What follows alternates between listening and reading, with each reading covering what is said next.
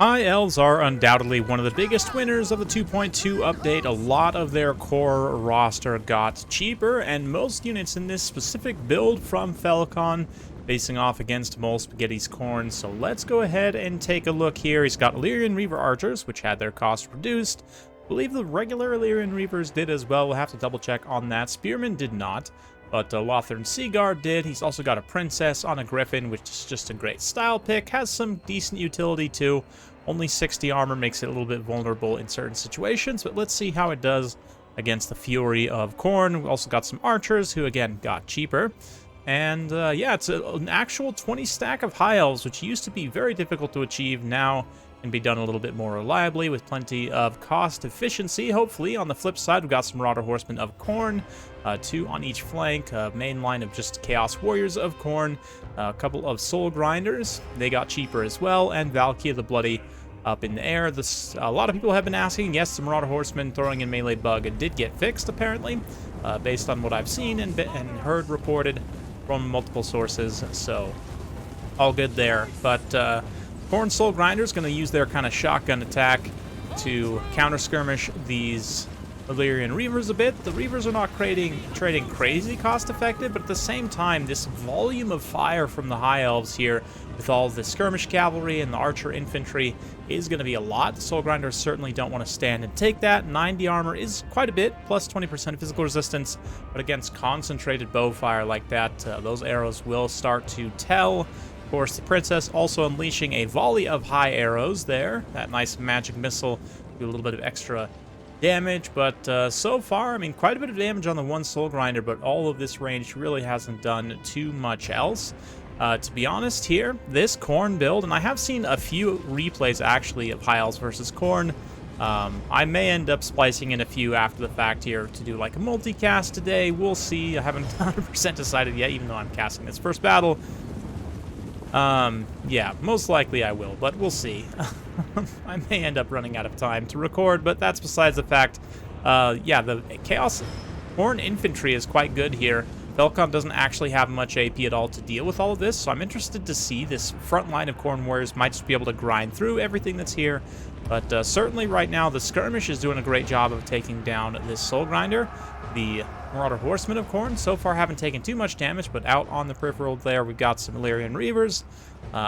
Previously, they would lose decisively to the Marauder Horsemen of Khorne in melee due to them throwing. Even now, I think it's probably relatively even due to the Marauders' decent stats, but at the same time, they are going to take quite a bit of damage in that engagement, even if they do end up winning, so not wildly cost-effective for them.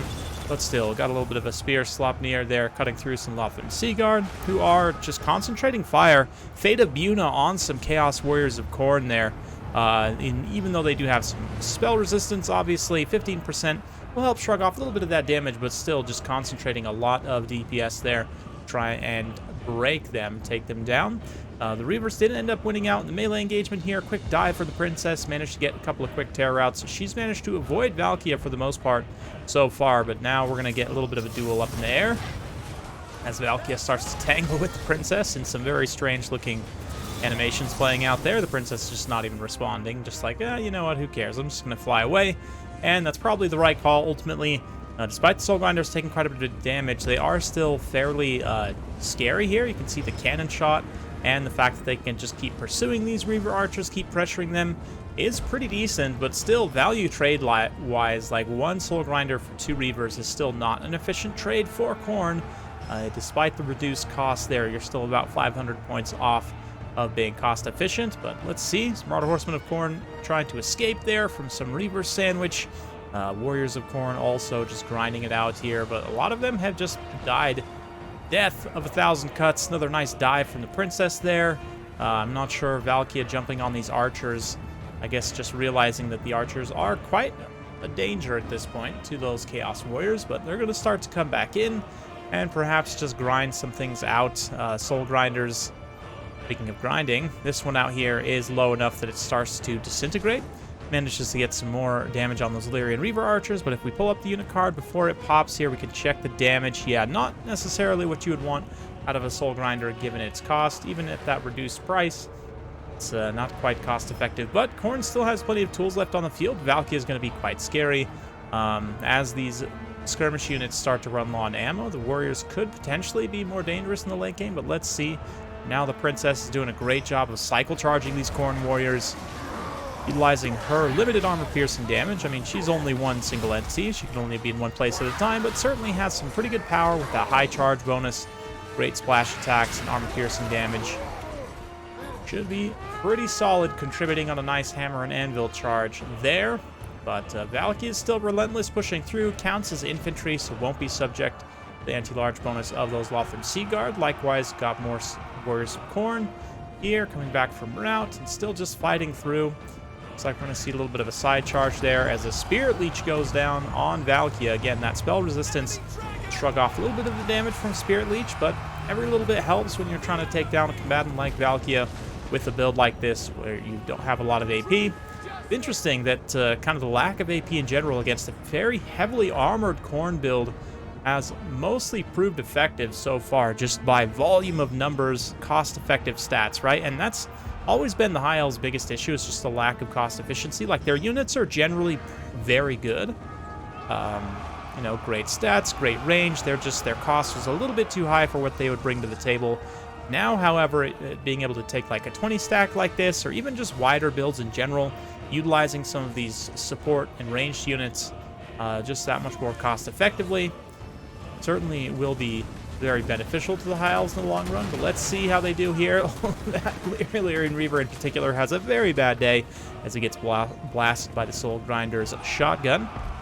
Likewise, Valky is still quite healthy, and pretty much everything in the High Elves build besides this one Death Mage is like 50% HP or lower, so things are looking quite tattered right now, but it's just the Khorne single entities and like a handful of warriors left. There's some more coming back from right over here, and over here we do have some Marauder Horsemen as well, it looks like, actually taking the wide view.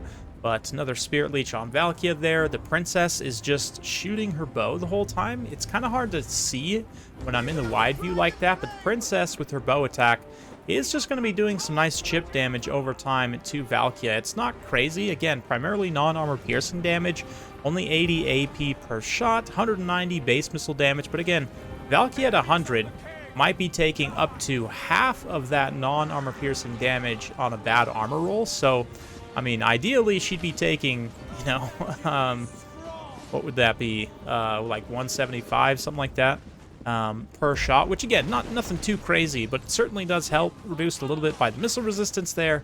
But combine that with the Spirit Leech, combine that with all these other shots from these other units of archers, and then the princess being able to close in the late game and deal some armor-piercing damage in melee.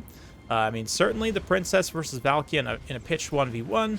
Valkia is going to win that. She's got more HP base, anti-large, armor-piercing, and it's just overall a better combatant. But with support, certainly the princess proves successful and very cost-effective, no doubt.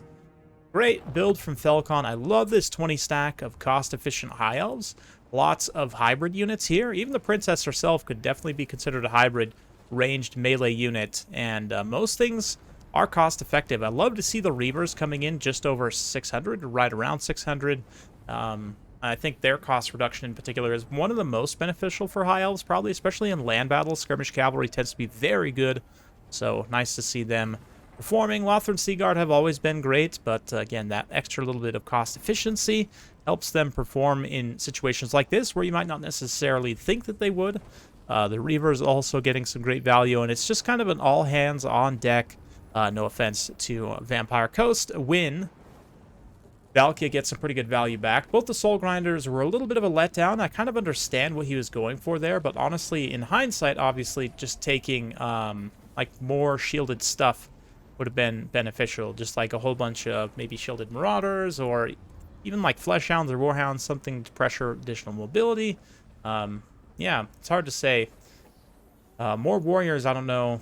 With the unshielded Warriors, I don't know if that would have done you a ton of good versus all of this range fire, but it's definitely an interesting one for sure. So stay tuned for some more Khorne versus High Elves replays coming at you very soon. Lucky for you, I did have time to record another High Elf versus Khorne battle. This one's also from Felcon. He's taking his signature Frost Phoenix, Tyrion, and triple Swordmasters, so, you know, you could have had me fooled and told me that this was a Rider of Rohan game, but in fact it is from Felcon.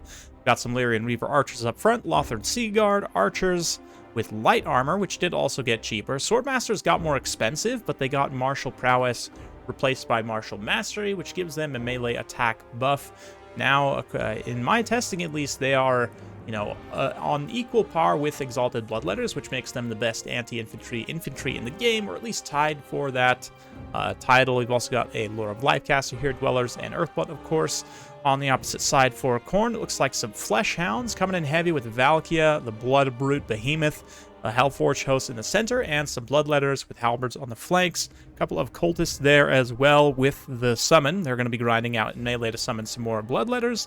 So let's get things rolling. Tyrion's going to be going forward initially. This map, of course, features a large choke point in the center, which is not the best, but it's okay. It does mean that these Swordmasters should be able to get a nice, clean melee engagement here. In the meantime, though, the Phoenix and Tyrion going to fight Fleshhounds in the woods. Blood Brute Behemoth comes through, and suddenly Tyrion and the Phoenix are in a potentially very bad situation. Valkia the Bloody also could dive here and go 2v2 with those single entities. Probably actually should. A little bit of a spear Sleipnir went off in the back line there, hits those Lothern Sea Guard, but I definitely would have saved that and waited for those Swordmasters to get engaged and then used it on them. But a brutal Dwellers Below, not going to do as much damage to Khorne as it would to other factions, obviously due to the spell resistance, but still deals quite a bit of HP damage there. Not enough to save Frosty Boy as he gets horribly killed, but Tyrion is actually managing to hold out. He did take Faint Riposte, so 107.96 on melee attack and defense. Meanwhile, in the front line, you blink and you miss it, but the Swordmasters just absolutely clobber these Bloodletters, which is nice to see. You know, Bloodletters generally dominate infantry fights for the most part, but here they just pretty much all evaporate almost instantly, which is hilarious and awesome. Even the Hellforge host didn't stand much chance in the center. Granted, I think they got some archer-focused fire on them as well, but maybe not, actually. I think maybe the archers were all focusing this blob the whole time. Try to make sure Tyrion stays safe, and he's definitely not safe. He's taking huge amounts of damage, but as long as he can get his rebirth proc here, he should be able to hang in the fight and continue contributing. Even just as it is, he's tanked out enough value here in terms of tying up like 5,000 points worth of Khorne single entities that weren't running around and smashing like these Swordmasters or other more important things. I mean, not that Tyrion's not important, he certainly is, but I mean, you saw there just how well the Swordmasters did against that Khorne infantry. But wait, there's more Bloodletters who are going to be summoned up now to pop a rear charge just in time too. One of those cultists is about to drop, but we also get a nice rear charge of the Swordmasters into Khorne halberds. Oh yeah, that's what we like to see here, defending their steps of Isha against the foul hordes of Khorne. Yes, looking absolutely fantastic there. Meanwhile, Tyrion did get his rebirth proc. The Phoenix, of course, doesn't get a rebirth proc. At least the Frostheart Phoenix does not. Still gets Earthblood, though, and has managed to survive long enough that it can now come back in and go 2v2 once again. Get some good hits, a little bit of cycle charge there. Also providing that melee attack debuff, which is not huge, but the melee attack and weapon strength debuff combined with wounds, once wounds is active, like on this Blood Brute Behemoth, will significantly impact its weapon damage and hopefully keep that scaling damage from getting too crazy. But just in time, Army Losses kicks in right as Tyrion terror routes. And there we go. A quick second one. I figured I would have time to record that today, and I actually did. So there you go. Bonus Swordmaster replay. Not from Ryder Rohan, but from Felcon himself. And a little bit of a departure from some of the other. He sent me like 5 to 8 High Elf games, mostly featuring that 20-stack build I showed you before. But this one was a fun one too, also against Khorne. Like I said, good value on the caster there. Tyrion tanking out some insane damage. And then the Swordmasters showing off their buff in melee combat, just raffle stomping inferior Khorne infantry. And man, look. Oh, I kind of half expected the Bloodletters to at least trade cost effectively with the Swordmasters, but they did not, in fact. They got horrendously destroyed. Even the Hellforge host gets only like 400 value there, so that's quite interesting, I have to say. The Cultists also, I mean, I would imagine that their summoned Bloodletters didn't really do anything either, so it is something to consider now in this matchup. You're going to have to figure out a way to kill Sword Masters, probably like AoE. You don't have a ton of AoE damage, but again, reserving that Spear Sleipnir specifically for them, or else utilizing maybe some shock damage. Maybe you go after like a Minotaur build, perhaps. Minotaurs are a little bit better now, certainly more cost effective, but needs some investigation. Let me know what you guys think in the comments below. Hopefully you enjoyed this. If you like this sort of content, be sure to like, subscribe, hit that bell notification button. Every time I upload a new video, you'll be notified. Thanks again. We'll see you next time.